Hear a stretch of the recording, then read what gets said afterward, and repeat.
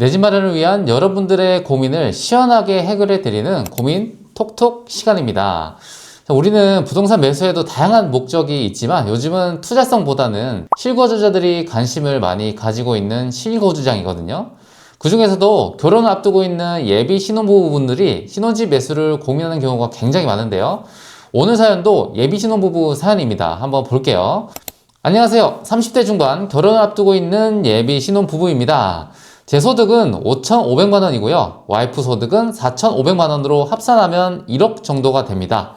모은 종잣돈은 3억 정도 되고요. 제 직장은 수원, 그리고 와이프 직장은 서울의 성수동입니다.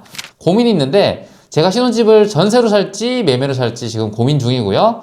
전세로 산다면 5에서 6억 정도 금액대를 보고 있고 매매는 6에서 7억대까지 생각 중입니다.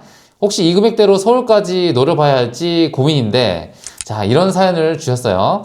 이번 사연자분은 일단 두 가지 순서로 먼저 살펴보면 좋을 것 같아요. 먼저 전세를 해야 될지 매매를 해야 될지에 대한 이 선택부터 하시고, 두 번째로는 만약 매매를 하게 된다면 어떤 지역을 좀 보면 좋을지에 대해서 한번 살펴보도록 하겠습니다. 우선 첫 번째로 전세를 선택할 때 고려해야 될 사항을 보면 내가 매매할 수 있는 여력이 되는지를 살펴보고 매매를 할 수 있다면 매매를 하는 쪽으로 좀 고려를 해봐야 되는데요. 지금 상황에서는 종잣돈이 충분히 있기 때문에 매매를 고려하셔도 될 것 같습니다. 그리고 전세자금 대출을 받게 되면 이것 또한 이자가 나가게 되죠. 전세자금 대출 금리가 요즘은 4% 초반 정도 하거든요. 주택담보대출 금리도 4% 중반이면 충분히 가능하니까 생각보다 금리 측면에서는 큰 차이가 나지 않습니다. 여러모로 지금 매매를 할 수 있는 여력이 되시고 꾸준히 수요가 많은 지역을 선택할 수 있는 금액대를 볼 수 있기 때문에 저는 매매를 좀 고려해봤으면 좋겠다는 생각을 가지고 있습니다. 자, 그럼 매매를 선택하기로 마음을 먹었다면 가장 먼저 고려해야 될 사항이 뭐냐? 감당 가능한 집값의 범위를 살펴보면 좋을 것 같은데요. 사연자분이 6에서 7억대를 말씀하셨거든요. 세부적으로 살펴보게 되면 종잣돈이 3억이 있기 때문에 합산소득을 이용해서 대출을 받고 7억대로 보시면 두 분 소득 대비 매달 지출되는 원리금이 크게 부담이 되지는 않을 겁니다. 손님, 원리금이 부담되는 기준은 어떻게 판단하면 될까요? 그 부분에 있어서는 자, 현재 4억 5천만 원 정도를 대출받게 되면 매달 지출되는 원리금이 200만 원 정도 되거든요. 두 분 소득을 합쳐서 실수령액이 한 달에 700만 원 정도 되기 때문에 비율로 따지면 30% 채 안 됩니다. 아직 자녀도 없기 때문에 충분히 가능한 범위라고 생각하시면 되고요. 금액대가 정해졌다면 이제 지역을 좀 살펴봐야 하는데 성수동이랑 수원이면 거리가 생각보다 좀 멀긴 하거든요. 자, 수원이라서 성수동 위쪽, 북쪽으로 올라가기보다는 남쪽으로 보면 좋을 것 같은데 서울 쪽에서는 지금 금액대로는 좀 접근하기가 쉽지 않을 것 같아요.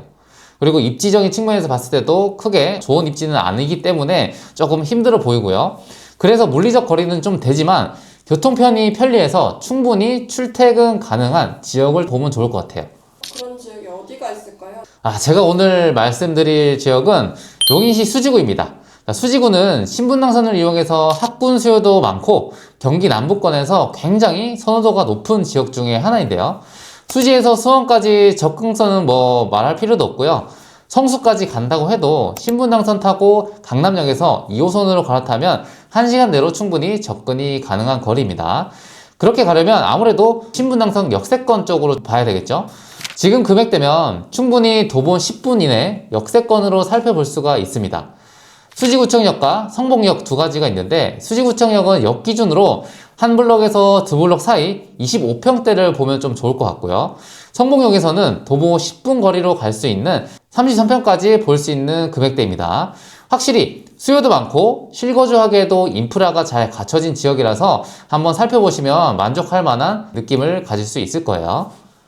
그리고 현재 우리 시장에서 좀 싸게 살 수 있는 방법이 있는데 이 방법은 내가 당장 실거주하지 않아도 우선 매수를 해두고 나중에 실거주한다는 전략이라면 좀 고려해 볼 수 있을 것 같아요. 바로 세안고 매매하는 갭투자 매물이거나 집주인이 매도하고 그 집에 전세로 살게 되는 우리는 이걸 흔히 주전세 매물이라 부르거든요.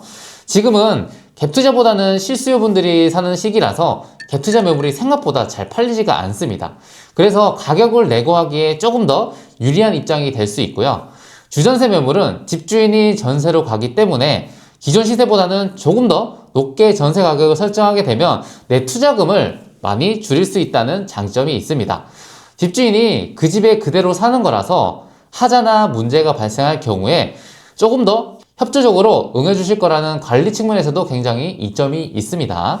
당장 실거하지 않을 거라면 이런 방법도 있으니까 이 영상을 시청하시는 분들도 한번 찾아보시면 조금 더 저렴한 가격에 매수를 할 수 있을 겁니다. 그럼 오늘 사연을 세 가지로 한번 요약해보자면 종잣돈, 전세대출 이자 등을 고려해봤을 때 전세보다는 매매 쪽으로 고려해봐도 되는 상황이고요. 실업대로 금액을 설정해도 대출 원리금의 부담이 가지 않고 출퇴근도 충분히 가능한 수요가 많은 지역에 역세권 위주로 살펴보면 좋을 것 같습니다.